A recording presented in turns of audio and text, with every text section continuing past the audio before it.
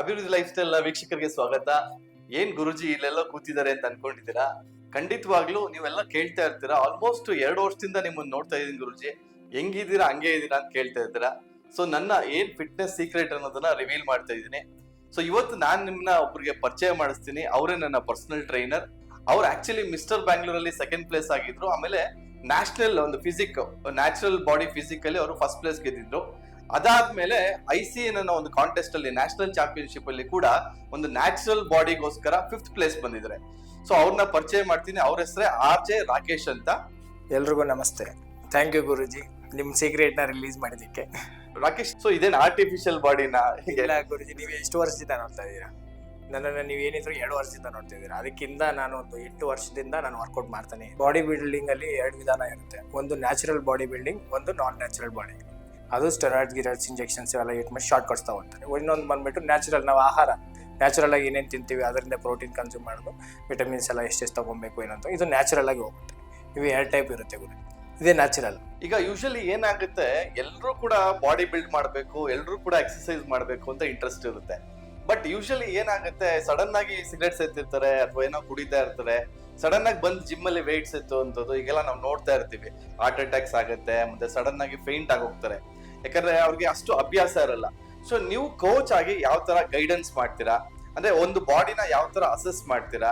So ಅವ್ರಿಗೆ stability ಇದೆಯಾ ಅಥವಾ ಅವ್ರಿಗೆ ಸ್ಟಾಮಿನಾ ಇದೆಯಾ, ಯಾವ ತರ ಎಕ್ಸರ್ಸೈಸ್ ಕೊಟ್ರೆ ಅವ್ರ ಬಾಡಿ ತಡ್ಕೊಳ್ಳುತ್ತೆ, ಸೊ ಅನ್ನೋದೆಲ್ಲ ನೀವು ಯಾವ ಸ್ಟೆಪ್ ಅಲ್ಲಿ ಅನಲೈಸ್ ಮಾಡಿ ಆಮೇಲೆ ಕೋಚಿಂಗ್ ನ ಶುರು ಮಾಡ್ತೀರಾ?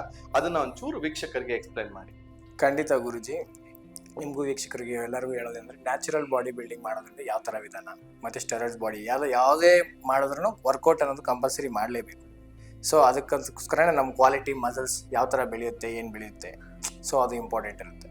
ಇವಾಗ ನೀವು ಹೇಳಿದ್ರಿ ಕುಡ್ದು ಸ್ಮೋಕ್ ಮಾಡಿ ಇವ್ರಿಗೆಲ್ಲ ಯಾವ ಥರ ಬರ್ತೀರ. ಸೊ ಅದಕ್ಕಂತ ಬಿಗಿನರ್ಸ್ ಹೇಗೆ ಮಾಡಬೇಕು, ಏನು ಮಾಡಬೇಕು. ಸೊ ಕುಡ್ದಿದ್ಯಾ, ಇವತ್ತು ಮಾಡಬೇಡ, ನೆಕ್ಸ್ಟ್ ಡೇ ಮಾಡು, ಅವ್ರಿಗೆಲ್ಲ ಸೊಲ್ಯೂಷನ್ ಕೊಡ್ತೀವಿ. ಸೊ ನಮಗೆ ಗೊತ್ತಾಗಲ್ಲ ಅಂತೀನಿ, ಅದಕ್ಕೆ ಪ್ರಕಾರ ನಾವು BMI ತೆಗೆದಿದ್ದೀವಿ. ನಿಮ್ಮ ಹಿಂದೆಗಡೆ ಒಂದು ಮಿಷನ್ ಇದೆ, ಅದು BMI. ಸೊ ಅದು ಸ್ಟಾರ್ಟಿಂಗೇ ನಿಮಗೆ ಚೆಕ್ ಮಾಡಿ ಎಲ್ಲ ಮಾಡಿ ನಮ್ಮ ಥ್ರೆಡ್ಮಿಲ್ ಆನ್ ಮಾಡ್ತೀವಿ. ಅದ್ರ ನಿಮ್ಗೆ ಹಾರ್ಟ್ ರೇಟ್ ಮೋರ್ ದೆನ್ 75 ಮೇಲೆ ಹೋದರೆ, ನೀನು ನಿನ್ನೆಲ್ಲ ಡ್ರಿಂಕ್ಸ್ ಮಾಡಿದ್ಯಾ ಅಂತ ನಮ್ಗೆ ಗೊತ್ತಾಗ್ಬಿಡುತ್ತೆ. ಸೊ ಅದ್ರ ಪ್ರಕಾರ ನಾವು ಅಲ್ಲಿ ಸ್ಟಾಪ್ ಮಾಡಿಸ್ತೀವಿ. ಇವತ್ತು ನಿಮಗೆ ವ್ಯಾಯಾಮ ಮಾಡೋದು ಒಳ್ಳೆಯದಲ್ಲ, ನೀವು ರೆಸ್ಟ್ ಮಾಡಬೇಕು. ನೆಕ್ಸ್ಟ್ ಡೇ ಮತ್ತೆ ಬಂದರೆ ಅವ್ರಿಗೆ ಮತ್ತೆ BMI ಪ್ರಕಾರ ಚೆಕ್ ಮಾಡಿ ಎಷ್ಟು ಕ್ಯಾಲರೀಸ್ ಇವರು ಇಂಟೇಕ್ ಮಾಡಬೇಕು ಅಂತ ಒಂದು BMIಯಲ್ಲಿ ನಿಮಗೆ ಡಯಟ್ ಕೊಟ್ಟು ನಿಮ್ಗೆ ವರ್ಕೌಟ್ಸ್ ಏನೇನು ಮಾಡಬೇಕು ಅಂತ ಒಂದು ವಾರ ವಿಧಾನ ಅದನ್ನು ಫಾಲೋ ಮಾಡಿ ಆಮೇಲೆ ಸ್ಟಾರ್ಟ್ ಮಾಡಬೇಕು. ನಾವು ಯಾವ್ಯಾವ ಥರ ವೆಯ್ಟ್ಸ್ ಎತ್ತೋದು, ಯಾವ ಥರ ಎತ್ತಬೇಕು, ಯಾವ ಥರ ಎತ್ತಬಾರ್ದು, ಹೆಂಗೆ ಮಾಡಬೇಕು ಅನ್ನೋದಕ್ಕೆಂತೆಲ್ಲ ಹೊಸ ಮಿಷನ್ಸ್, ಈ ನ್ಯೂ ಮಿಷನ್ಸ್. ಇವಾಗ ನಾವು ಯೂಸ್ ಮಾಡ್ತಿರೋ ಸಿಮ್ಮೆ ಆಗಲಿ 5G ಆಗುತ್ತೆ. ಸೊ ನಾವು ಯೂಸ್ ಮಾಡ್ತಿರೋ ಮಿಷನ್ಸ್ ಯಾಕೆ ಆಗಬಾರ್ದು ಅಂದ್ಬಿಟ್ಟು ಆ ಥರ ಥಿಂಕ್ ಮಾಡಿ ಈ ಥರ ಜಿಮ್ ಇಟ್ಟಿರೋದು ಗುರುಜಿ. ಯೂಶಲಿ ಈಗ ಎಕ್ಸ್ಪ್ಲೈನ್ ಮಾಡ್ಬೇಕಾದ್ರೆ ನಮ್ಮ ಕೋಚ್ ಅವರು ಎಕ್ವಿಪ್ಮೆಂಟ್ಸ್ ಮೇಲೆ ತುಂಬಾ ಮ್ಯಾಟರ್ ಆಗುತ್ತೆ ಅಂತ. ಯೂಶಲಿ ಜಿಮ್ಗೆ ಹೋದಾಗ ಏನಾಗುತ್ತೆ, ಅವ್ರು ಬರೀ ಜಂಪಿಂಗ್ ಜಾಕ್ಸು ಅಥವಾ ತುಂಬಾ ರೂಟೀನ್ ಎಕ್ಸರ್ಸೈಸು ಅಥವಾ ಮೌಂಟೇನ್ ಕ್ಲೈಂಬಿಂಗು ಈ ತರ ತುಂಬಾ ಮಾಡಿಸ್ತಾರೆ. ಮತ್ತೆ ಅಥವಾ ಜಂಪಿಂಗ್ ಜಾಕ್ಸ್ ಮಾಡೋದ್ರಲ್ಲೇ ಸುಸ್ತಾಗೋಗ್ತಾರೆ. ಸೊ ಈ ರೀತಿ ಮಾಡೋದ್ರಿಂದ ಇದೆಲ್ಲ ನಾರ್ಮಲ್ ವಿಧಾನವಾಗಿ ನಾರ್ಮಲ್ ಜಿಮ್ಸ್ ಅಲ್ಲಿ ನೋಡಿರ್ತೀವಿ. ಸೊ ಅದನ್ನ ಮಾಡಿದಾಗ ನಿಮ್ಮ ಆಂಕಲ್ಸ್, ನೀ ಪೇನ್ ತುಂಬಾ ಬೇಗ ಬರುತ್ತದೆ.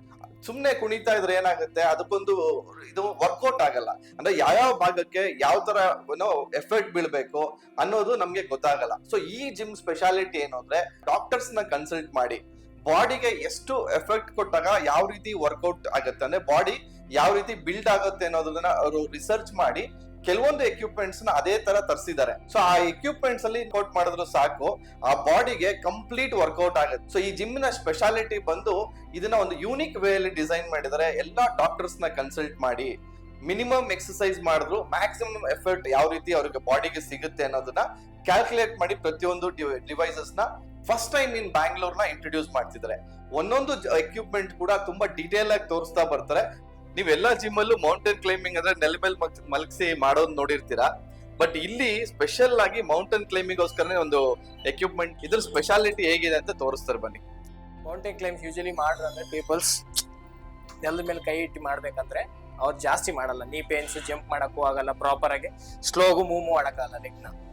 ಸೊ ಅದಕ್ಕಂತಾನೆ ಈ ಮೌಂಟೇನ್ ಕ್ಲೈಂಬ್ ಮಿಷನ್. ಇದರಲ್ಲಿ ಗೇರ್ಸ್ ಇರುತ್ತೆ ನಿಮಗೆ 5 ಡಿಫ್ರೆಂಟ್ ಗೇರ್. 5th ಗೇರ್ ಬಂದ್ಬಿಟ್ಟು ನಿಮಗೆ ಲೆಗ್ನ ಟೈಟ್ ಮಾಡಿಸುತ್ತೆ. ಸೊ ಒಳಗಡೆ ಬರ್ಬೋದು. ಸೊ ನೀವು ಹ್ಯಾಂಡಲ್ ಇಲ್ಲಿ ಇಟ್ಕೊಂಡು ಕೈನ ಸಪೋರ್ಟ್ ತಗೊಂಬಂದ್ಬಿಟ್ಟು ಸ್ಟಾರ್ಟ್ ಮಾಡ್ಬೋದು. ಹಿಂಗೆ ನಿಮಗೆ ಲೋವರ್ ಫ್ಯಾಟ್ಗೆ ಕರೆಕ್ಟಾಗಿ ಬೀಳುತ್ತೆ. ಸೊ ನಿಮಗೆ ಕೋರ್ ಕೂಡ ಟೈಟ್ ಆಗುತ್ತೆ. ಸೊ ಅದಕ್ಕೋಸ್ಕರ ಈ ಮಿಷಿನ್. ಸೊ ಇದನ್ನ ರಿಲ್ಯಾಕ್ಸ್ ಆಗ್ಬೇಕಂದ್ರೆ ಇಲ್ಲಿ ಕುತ್ಕೊಬೋದು. ಮತ್ತೆ ಮಾಡ್ಬೇಕಂದ್ರೆ ನಿಮಗೆ 3 ಟೈಪ್ಸ್ ಮೋಡ್ ಇರುತ್ತೆ. ಒಂದು ಸ್ಟ್ಯಾಂಡಿಂಗ್ ಅಲ್ಲೇ ಮಾಡ್ಬೋದು, ಇನ್ನೊಂದು ಸ್ವಲ್ಪ ಬೆಂಡ್ ಆಗ್ಬಿಟ್ಟು ಮಾಡ್ಬೋದು, ಇನ್ನೊಂದ್ಸತಿ ಫುಲ್ ಫ್ಲೋ. ಇದು ಬಂದ್ಬಿಟ್ಟು ಲೋವರ್ ಫ್ಯಾಟ್ಗೆ ಬೀಳುತ್ತೆ. ಸೊ ಇದರಲ್ಲಿ ಗೇರ್ಸ್ ಡಿಫ್ರೆಂಟ್ ಆಗಿ ಯೂಸ್ ಮಾಡ್ಬೋದು. 5th ಗೇರ್ ಇದು ಈ ಯಲಹಂಕದಲ್ಲಿ ಇದು ಫಸ್ಟ್ ಟೈಮ್ ಗುರುಜಿ ನೀವು ನೋಡ್ತಾ ಇದ್ದೀರಲ್ಲ ಈ ಹೊಸ ಮಿಷಿನ್. ನೀವು ಹಲವಾರು ಕಡೆ ನೋಡಿರ್ತೀರಾ, ಕೈನ ಸ್ಟ್ರೆಚ್ ಮಾಡಿ ಅಂದ್ರೆ ಅವರೇ ಹ್ಯಾಂಡ್ಸ್ ಅಲ್ಲಿ ರೊಟೇಟ್ ಮಾಡಿ ಸ್ಟಿಕ್ ನಿಕ್ಕೊಂಡು ಯೂಸ್ ಮಾಡ್ತಾರೆ. ಸೊ ಇದರಲ್ಲಿ ನೀವು ಹ್ಯಾಂಡ್ಸ್ ನ ಸ್ಟ್ರೆಚ್ ಮಾಡ್ಬೋದು, ವಾರ್ಮ್ ಅಪ್ ಕೂಡ ಯೂಸ್ ಮಾಡ್ಬೋದು.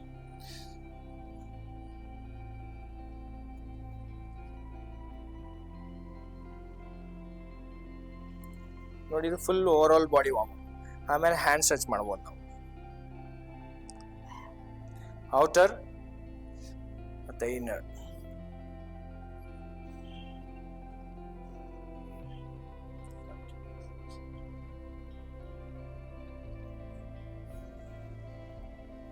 ನಾವು ಎಷ್ಟು ಫಾಸ್ಟ್ ಮಾಡೋದ್ರಿಂದ ಇದು ತುಂಬಾ ಟೈಟ್ ಆಗಿರುತ್ತೆ. ಸೊ ಅವಾಗ ಹ್ಯಾಂಡ್ಸ್ಗೂ ಪ್ರೆಷರ್ ಬೀಳುತ್ತೆ. ಯೂಶಲಿ ಗರ್ಲ್ಸ್ಗೆಲ್ಲ ಸ್ವಲ್ಪ ಹಲವಾರು ಕಡೆ ಫ್ಯಾಟ್ ಇರುತ್ತೆ ಹ್ಯಾಂಡ್ಸ್ನ, ಈ ಪೊಸಿಷನ್.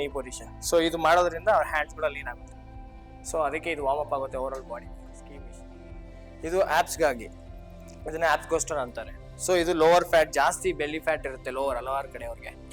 ಸೊ ಜಾಸ್ತಿ ಇರೋದ್ರಿಂದ ಸೊ ಅದಕ್ಕೆ ನಾನು ಈ ಮಿಷನ್ಸ್ ತಂದು ಇಟ್ಟಿರೋದು. ಸೊ ಇದನ್ನ ಆಪ್ಸ್ಗೋಸ್ಟರ್ ಹೆಂಗ್ ಮಾಡ್ಬೇಕಂದ್ರೆ,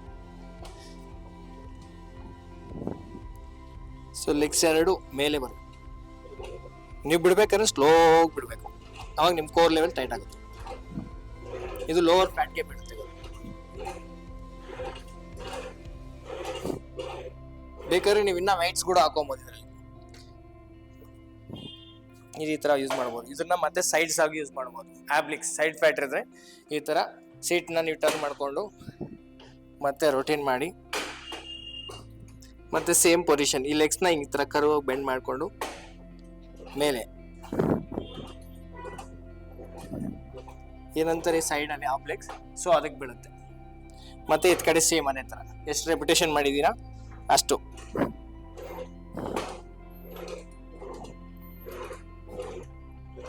ಇದು ಲ್ಯಾಡರ್ ಮಿಲ್, ಇದು ಜರ್ಮನ್ ಇಂಪೋರ್ಟೆಡ್ ಮಿಷಿನ್. ಇದು ಬಂದ್ಬಿಟ್ಟು ಫಸ್ಟ್ ಟೈಮ್ ಇನ್ ಇಂಡಿಯಾ ಬರುತ್ತೆ. ಇದೆಲ್ಲಿ ತಗೊಂಡಿರ್ಲಿಲ್ಲ ಮತ್ತೆ ನಾವು. ಸೊ ಇದನ್ನ ನಾವು ಇನ್ಕ್ಲೈನ್, ಇದನ್ನ ಸ್ಕ್ಲೆಚ್ ಅಂತಾರೆ. ಇದನ್ನ ಪ್ರೆಸ್ ಮಾಡಿ ಇದನ್ನ ಫ್ಲಾಟ್ ಆಗು ಮಾಡ್ಬೋದು. ಸೊ ಬಿಗಿನರ್ಸ್ ಬೇಕಂದ್ರೆ ಫುಲ್ ಇನ್ಕ್ಲೈನ್ ಮಾಡ್ಕೊಂಡು, ಮತ್ತೆ ಇದು ಲೆವೆಲ್ಸ್ ಇರುತ್ತೆ, 5 ಲೆವೆಲ್ಸ್ ಇರುತ್ತೆ. 1 2 3 4 5 ಲೆವೆಲ್ ಫಾಸ್ಟ್ ಆಗಿ ಹೋಗುತ್ತೆ.